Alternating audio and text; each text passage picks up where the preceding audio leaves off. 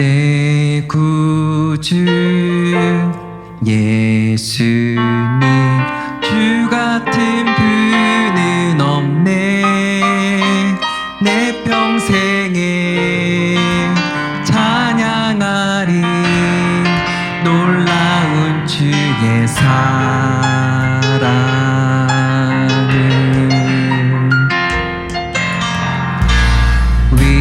위로자 되시며 피난처 되신 주님, 나의 영혼 온 맘 다해 주를 경배합니다.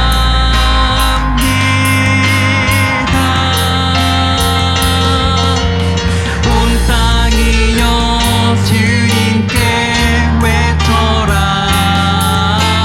징역과 위험의 왕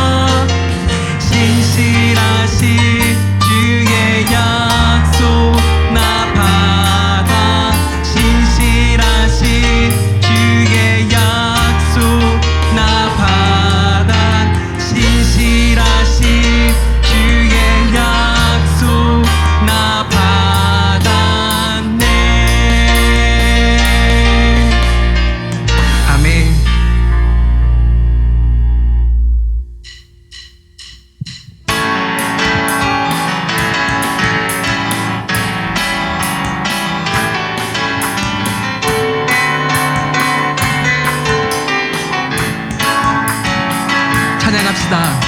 주님 같은 반석은 없도다. 찬양받기 합당하신 이름, 변치 않으시는 구원의 반석, 진실하시고 신실하신 주, 주님 같은 반석은 없도다. 주님 같은 반석은 없도다. 찬양받기 합당하신 이름, 변치 않으시는 구원의 반석, 진실하시고 진실하신 주, 주님 같은 반석은 없도다. 함께 선포합시다. 만세 반석, 예수 내 반석, 만세 반석, 예수 내 반석, 만세 반석,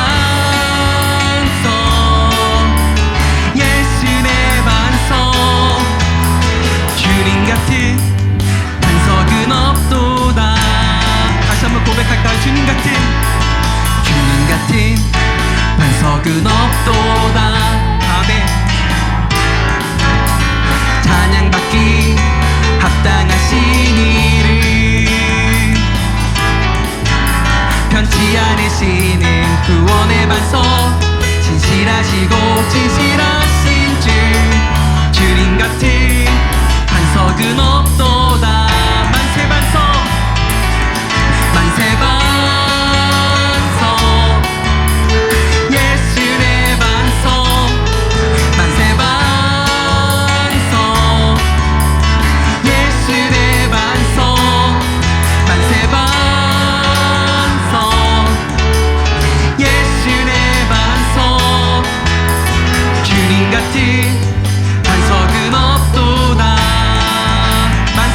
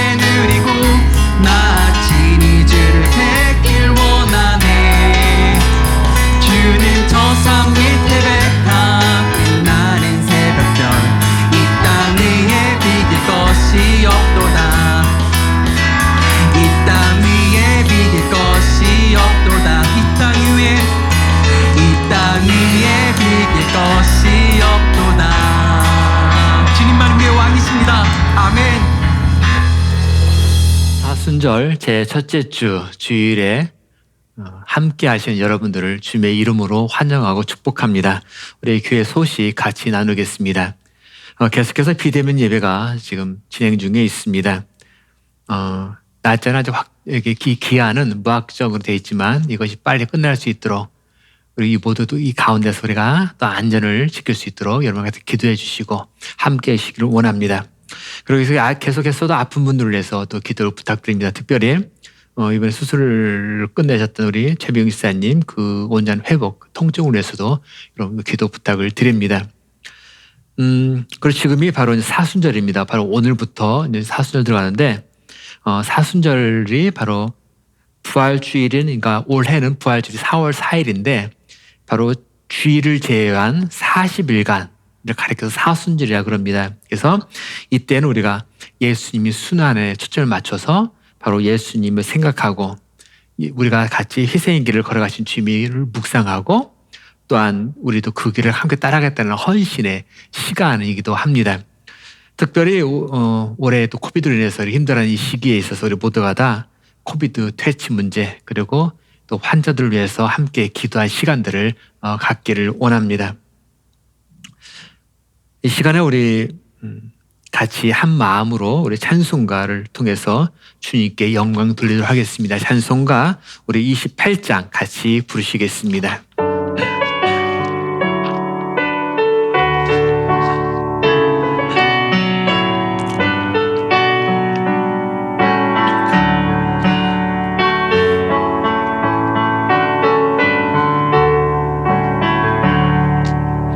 복의 그릇 강림하사 찬송하게 하소서.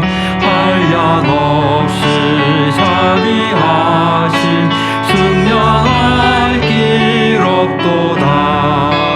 천사들의 찬송가를 내게 가르치소서. 구속하신 그 사랑을 항상 찬송합니다.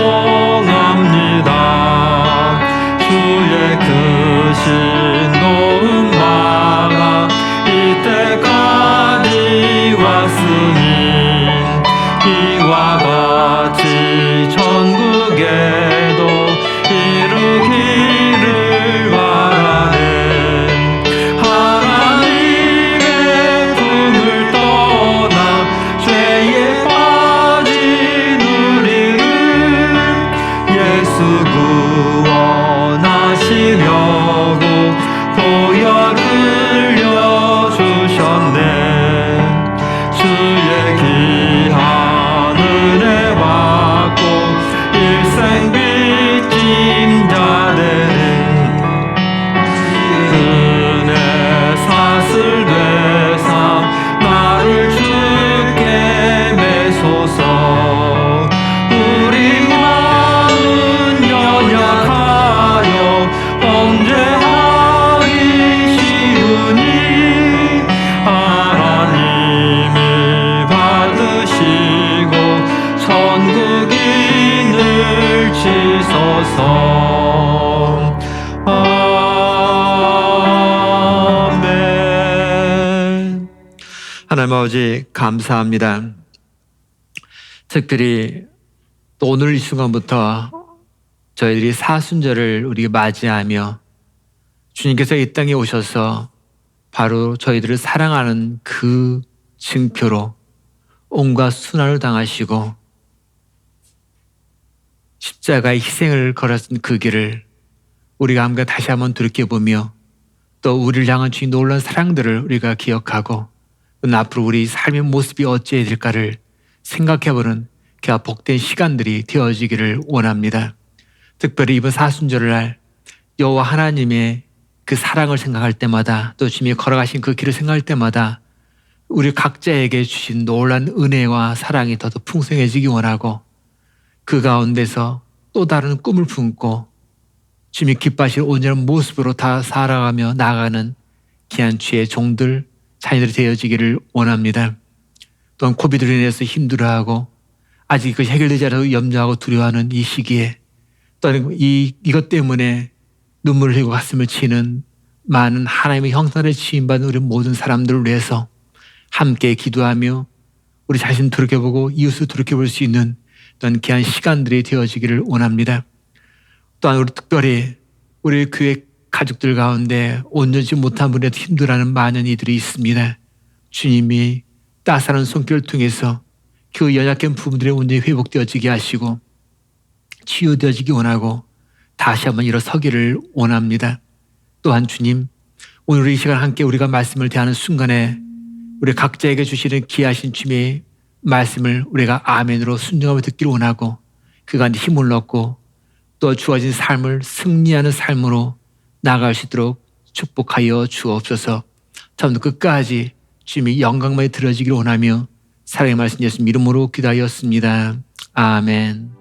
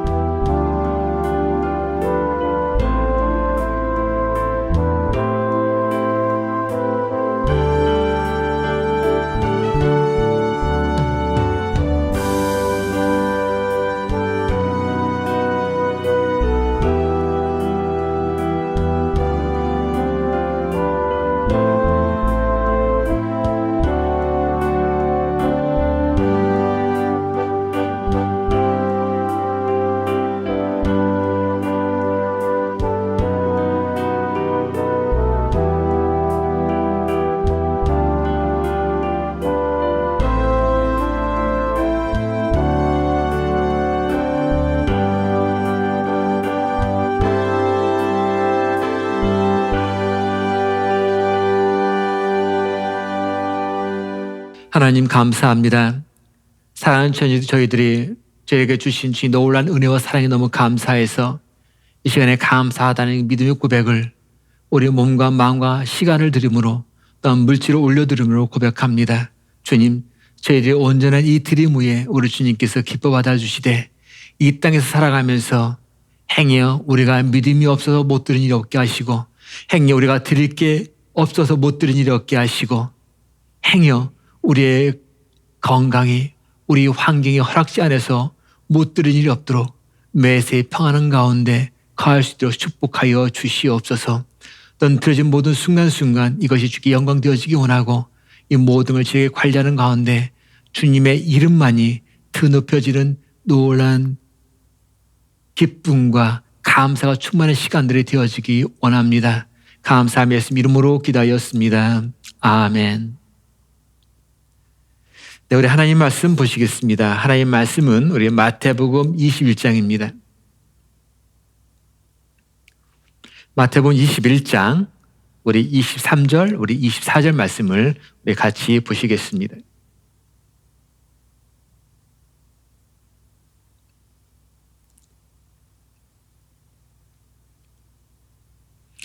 예수께서 성전에 들어가 가르치시되 대제사장들과 백성의 장로들이 나와 이르되 네가 무슨 권위로 이런 일을 하느냐? 또 누가 이 권위를 주었느냐? 예수께서 대답하시되 나도 한 말을 너에게 물으리니 너희가 대답하면 나도 무슨 권위로 이런 일을 하는지 이르리라. 아멘. 교회에 위기가 다가왔다라는 어떤 인터넷 기사의 일부분입니다.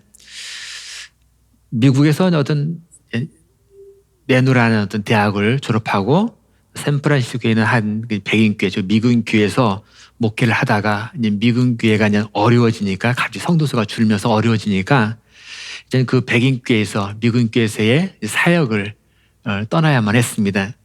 그런 가운데 이제 한국으로 와서 한국에서 목회해야겠다 생각 들어서 한국에 와 있는 어떤 목사님이 한국 불황이 바로 미국 불황보다 더 심각합니다라는 그 표현을 했습니다. 그 목사님은 한국에 오자마자 열심히 이제 목회자를 찾았지요. 하지만 못 구했습니다. 그래서 한국에 있는 동안 2년 동안 열심히 영어를 학원에서 이제 가르쳤습니다. 그러다가 결국은 한국 교회의 현 주소, 현 상황을 보고서 오히려 미국의 형편이 더 나은 것 같아서 다시 미국으로 돌아가기로 결정했습니다라는 그 기사의 내용이 바로 그 내용이었습니다. 자, 그리고 요즘에 코로나로 인해서 경제가 어려지면서 또 모임이 이제 제한되다 보니까 교회의 재정이 급격히 줄어들기 시작합니다.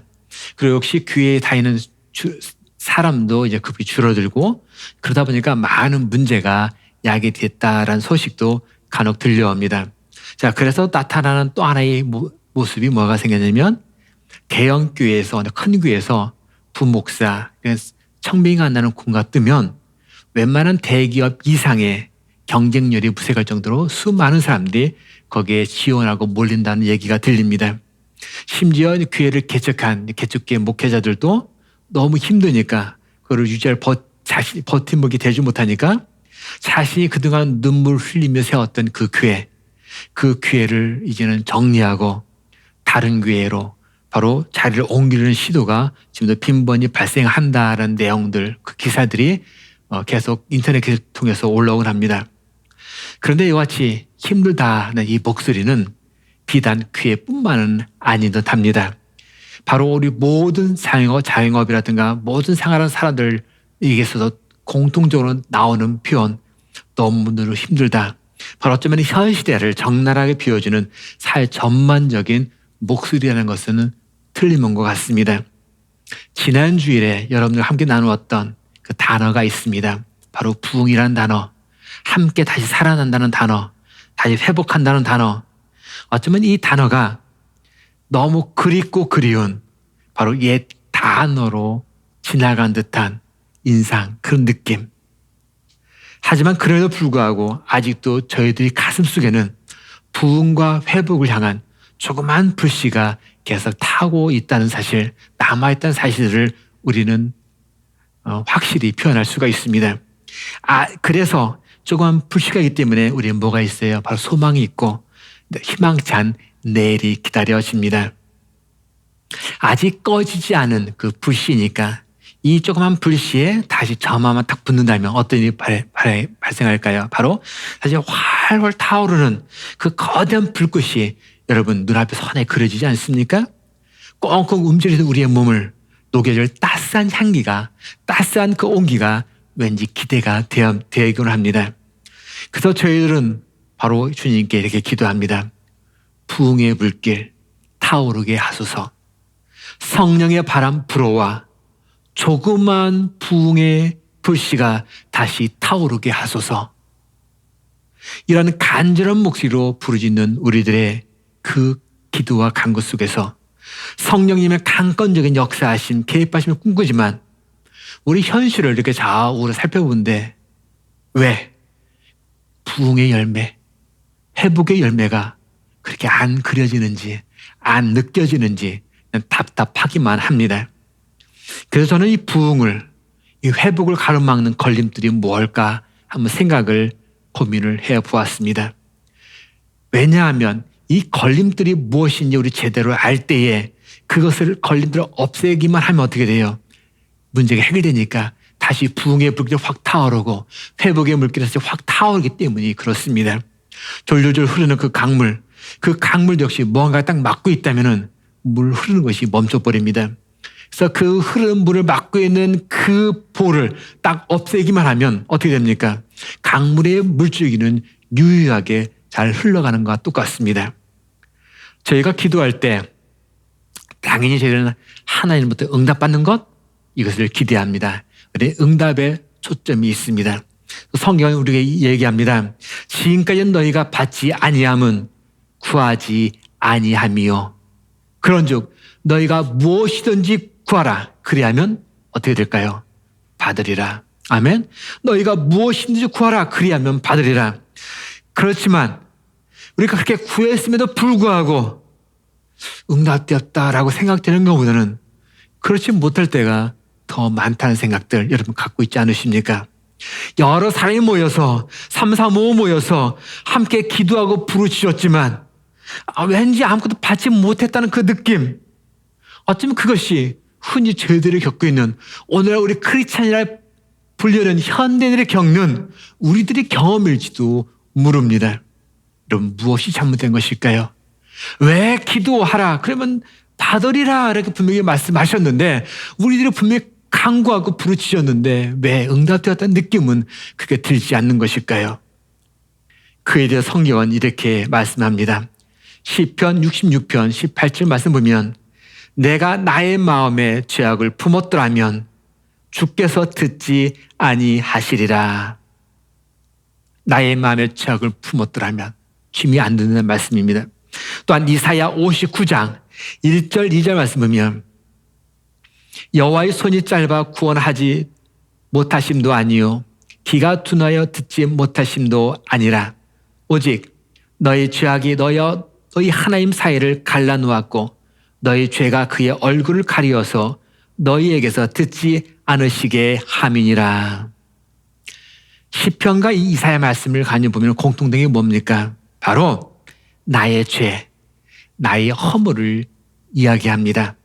바로 너희의 죄, 너희 허물을 이야기합니다. 우리가 밤이 새도록 시간을 들여서 열심히 최선을 다해서 간절함을 기도한 것 같은데 응답이 없다는 것은 왜 그러냐? 바로 나와 너희의 죄, 즉 우리의 죄, 나와 너희의 허물, 곧 우리의 허물, 바로 그것 때문이라고 성경은 말씀하고 있습니다. 여러분, 죄가 무엇입니까? 죄는 하나님이 하시는 그 능력을 가로막습니다. 그러면서 숨 막히게 만드는 바로 유일한 장애물이 죄라는 것입니다.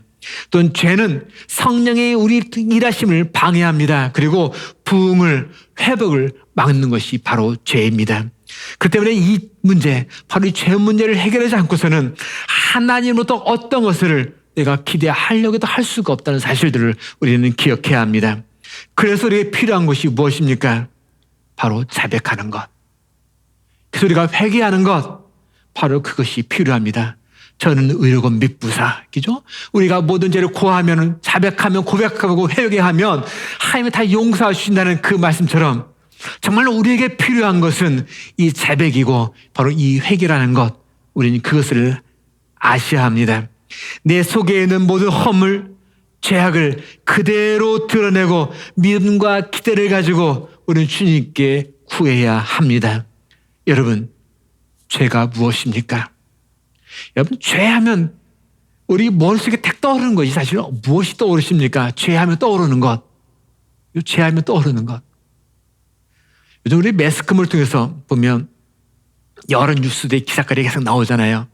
그래서 우리는 환경 통해서 가만히 보면 죄할 때 떠오르는 개념이 뭡니까? 바로 간음? 아니면 간통? 어떤 변태? 그죠? 어디 같은 성적인 그 비행, 이런 걸 이야기들이 계속 대두됩니다. 아니면 어떤 살인, 절도, 그죠? 아니면 도박, 이와 같은 것을 가리켜서 우리 보면 죄라고 계속 언급되어지고 이야기 나옵니다. 어느 정치 지도자가, 어떤 유명 연예인이 누구누구한테 어떤 성적 비행을 저질렀다. 그때 우리는 죄를 생각합니다. 또한 혹은 어떤 사귀던 여자친구를 헤어지자겠다고 해서 어떻게 살해했다는 그 기사들. 바로 그런저런 내용을 다 빼고 나면 사실 뉴스거리가 없을 정도로 이와 같은 것들이 빈번하게 우리의 단골 메뉴로 등장하는 요소이기도 합니다.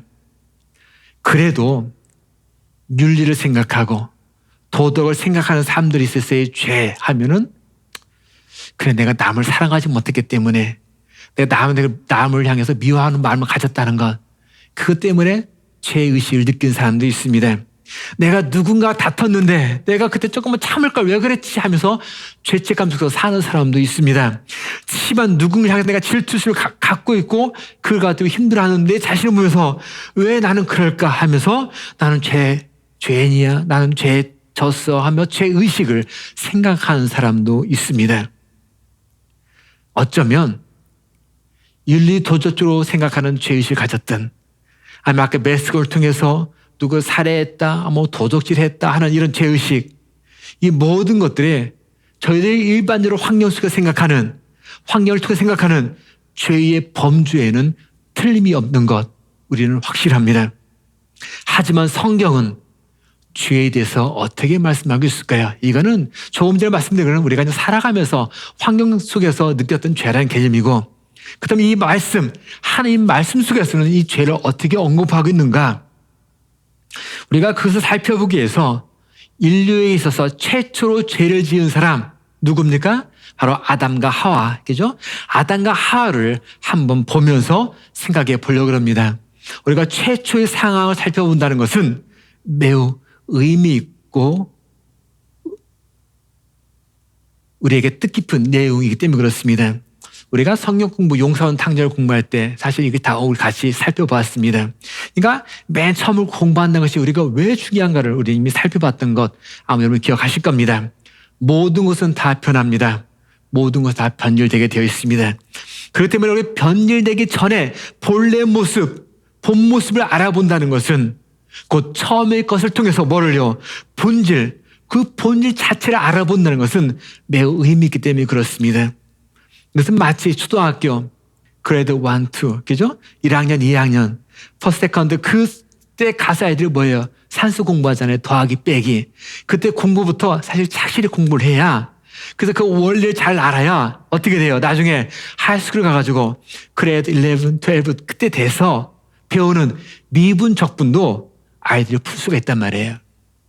그러니까 곱하기, 나누기, 함수, 분수 이런 걸 물으면서 나중에 내가 11학년, 12학년 때 가서 미분, 적분을 난 풀어야지. 아무리 미분, 적분 문제를 내가 뚫어지게 눈을 쳐다보고 내 눈에서 레이저를 막 쏜다 할지라도 그 미분과 적분이 절대로 풀릴 리가 없습니다. 그것은 그냥 시간 낭비일 뿐입니다. 왜요? 처음부터 기초부터 다져야 될 즉 원리와 본질을 무시했기 때문에 그렇습니다. 원리를 안다는 것, 그것은 변형되기 전에 본래 모습을 이해한다는 것을 의미합니다. 그래서 정말 공부를 잘하고 싶으면 어떻게 돼요? 기초부터, 원리부터 충실해야 잘할 수가 있습니다. 믿음 생활, 이것도 역시 마찬가지입니다. 부흥을 맛보기 원하는 사람들도 역시 마찬가지입니다.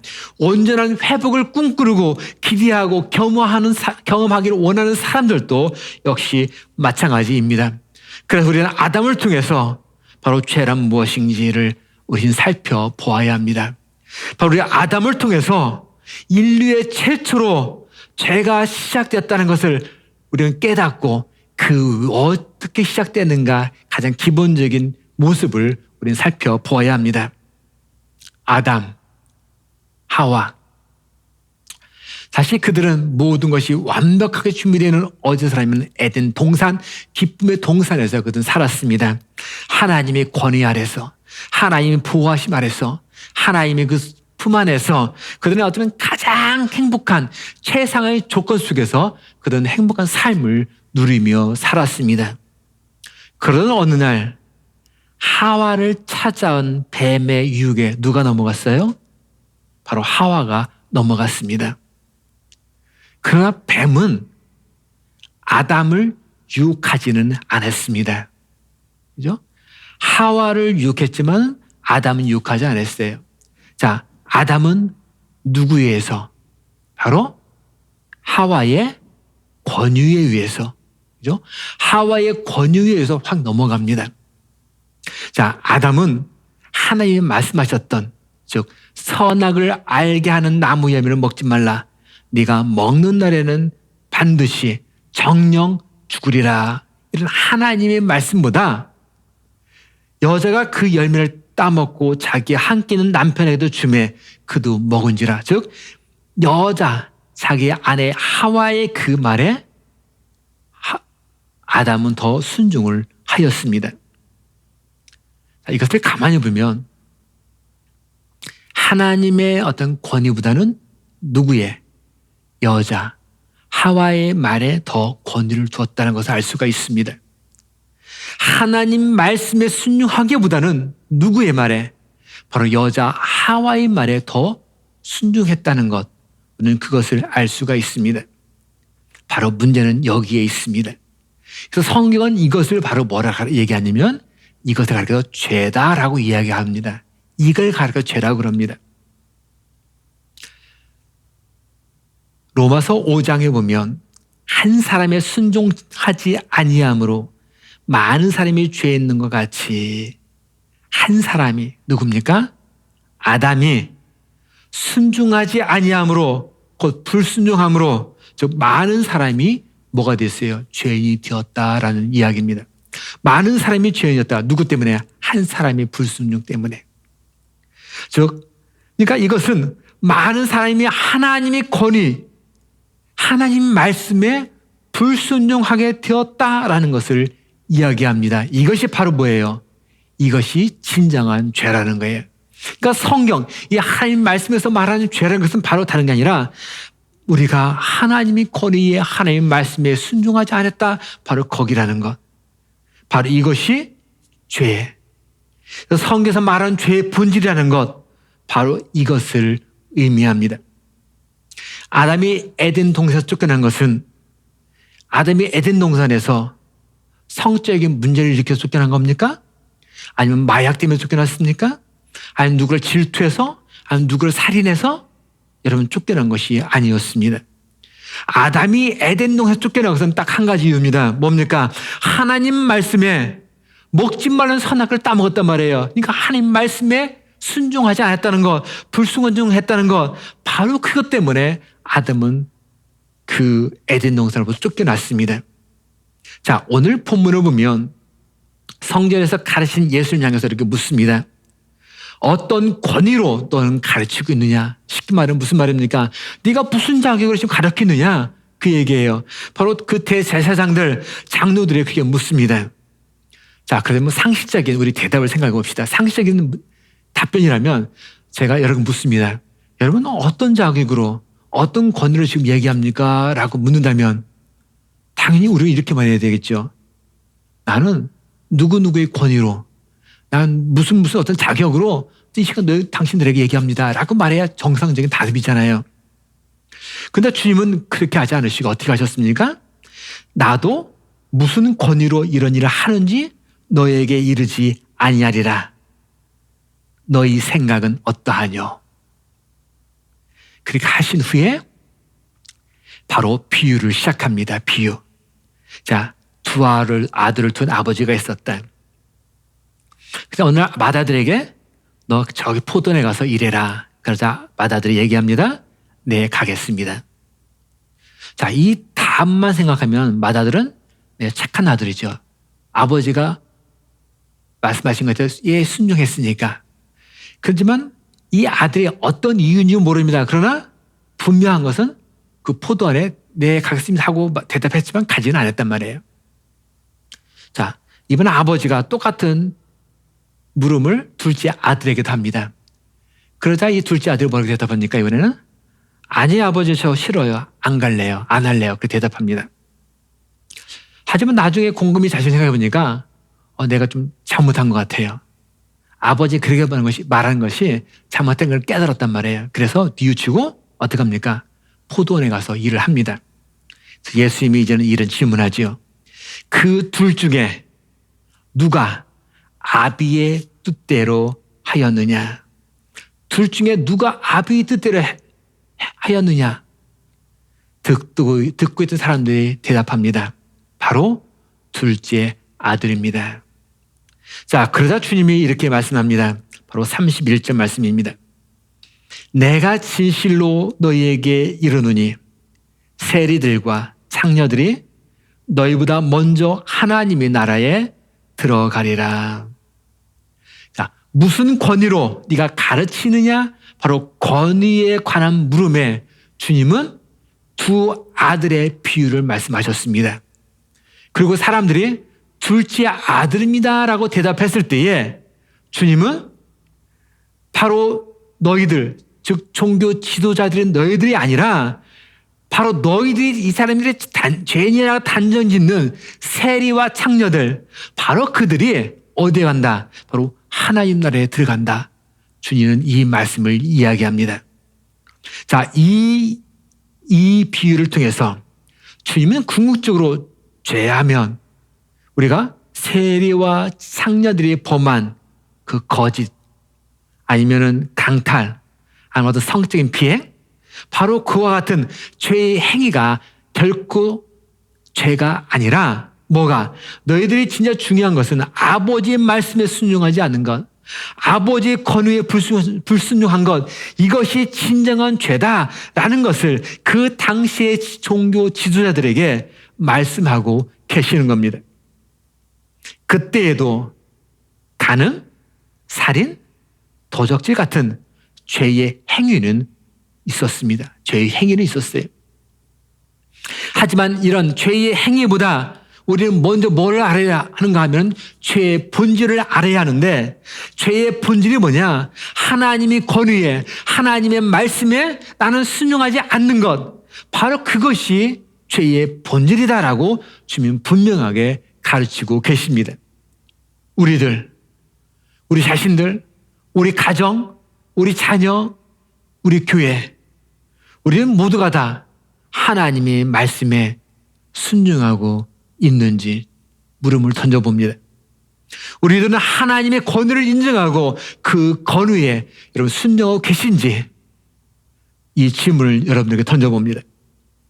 하나님보다 하와를 더 신뢰하고 순종했던 아담의 모습, 하나님보다 남편을, 아내를, 때론 자녀를, 아니면 내 신념, 내 생각, 아니면 물질, 아니면 쾌락, 아니면 술, 아니면 오락, 이 어떤 것이 무엇이든 간에 하나님보다 더 그것을 신뢰하고 내가 그걸 순종하고 있지 않는지, 그런 자신의 모습이 우리의 모습이 아닌지 한번 우리 자신들에게 질문을 던져봅니다.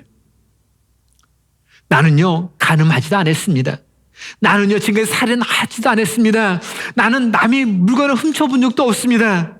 나는 죄에 빠져본 적이 없습니다. 이렇게 죄의 행위에 중심을 두고 스스로 자부심과 자신감으로 살아갔던 이런 바리새인들, 대제사장들의 모습과 바로 내가 다른 것이 무엇일까?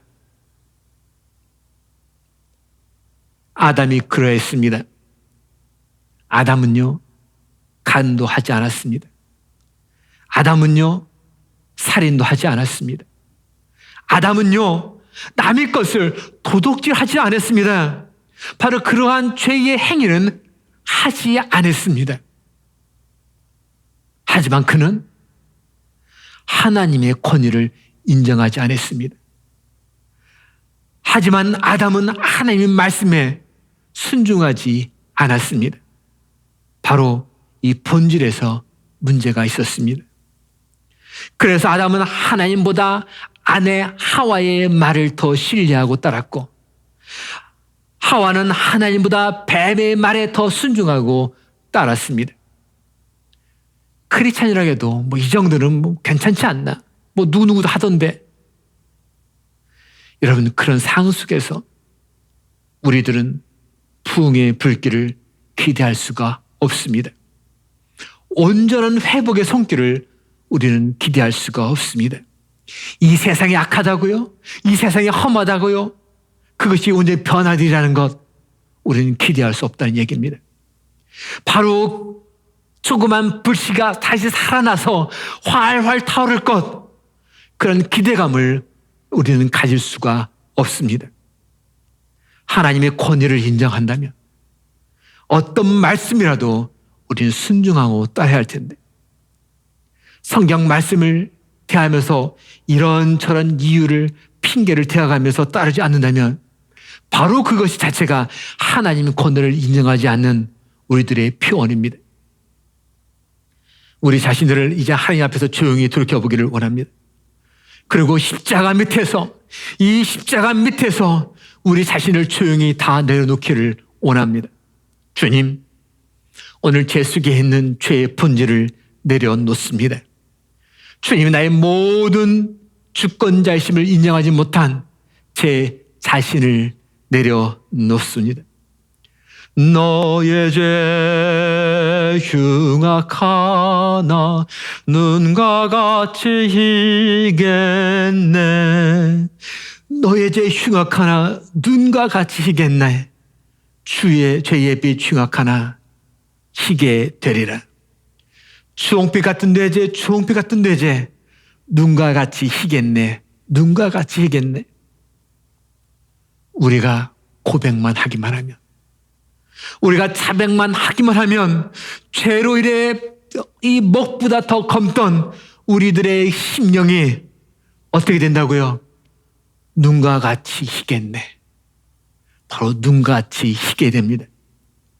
바로 이 순간부터 우리에게는 응답이 있고 능력 있는 사람이 있고 부흥이 일어나고 회복이 일어나고 기도에도 응답이 일어납니다. 아담이 범했던 그 죄의 본질, 주님이 비유를 통해 가르쳐 주신 죄의 본질이 문제였습니다. 그 죄의 본질이 사실은 부흥을 가로막는 커다란 걸림돌이 되었습니다. 회복이 일어나지 않게 만들고 기도에도 응답이 없게 만든 커다란 그 장애물, 그것이 바로 이 죄의 본질이었습니다. 저는 부흥과 회복을 가로막는 그 걸림돌을 바로 오늘 해결하는 저와 여러분들이 되시기를 주님의 이름으로 축원드립니다. 바로 이 문제를 오늘 넘기기 전에, 바로 해를 넘기기 전에, 바로 내일을 맞이하기 전에 믿음의 가족이 되시는, 이 문제 해결하고 기쁨으로 주님을 맞이하는 믿음의 가족이 되시기를 주님의 이름으로 간절히 부탁을 드립니다. 죄, 커다란 장애물입니다. 그 장애물은 어떤 댓글을 치룰지라도 반드시 제거해야 할, 그리고 제거되어야 할 바로 영순이라는 것, 그것을 기억하시기를 바랍니다. 우리 이 시간에는 우리를 흰 눈보다 더 주님의 보혈로 희게 씻어주시는 주님의 그 사랑의 손길을 우리 다 생각해 보면서 같이 한번 찬송가 261장을 같이 부르길 원합니다. 다들 일어나셔서 같이 손을 잡으시고 261장 우리 같이 부르시겠습니다.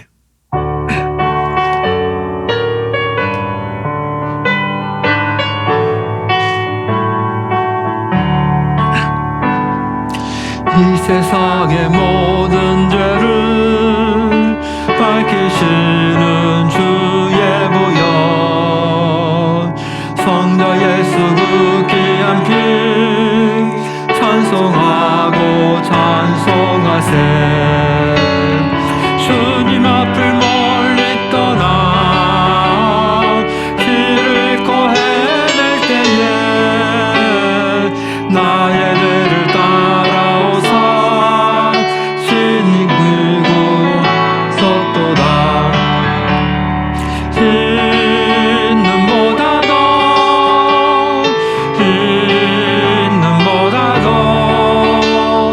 주의 흘리신 보혈로 희게 씻어주옵소서. 3절합니다. 아버지를 멀리 떠나 바른 길을 저버리고 여러 가지 죄악으로 수홍같이 되었으니 물 같은 거 가지고는 씻을 수가 아주 없네. 주여 귀한 보배 피로 날 정결하옵소서. 흰 눈보다 더 주의 흘리신 보혈로 희게 씻어주옵소서.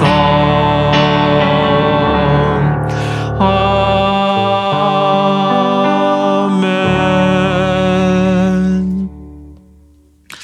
이제는 우주 예수 그리스도와 하나님 아버지의 극자신 사랑과 성령님의 감동하신 도 역사하심이 이제는 죄의 행위가 아니라 죄의 본질을 주님 앞에서 온전히 해결하고 주 앞에 십자가 앞에 온전히 섬으로 이제는 부흥이 일어나고 참된 회복이 일어나고 기도의 응답이 일어나기를 원하는 주의 종들 위해, 우리 각 가정들 위해, 이 교회 위해 지금부터 함께 하시기를 간절히 축원하옵나이다. 아멘.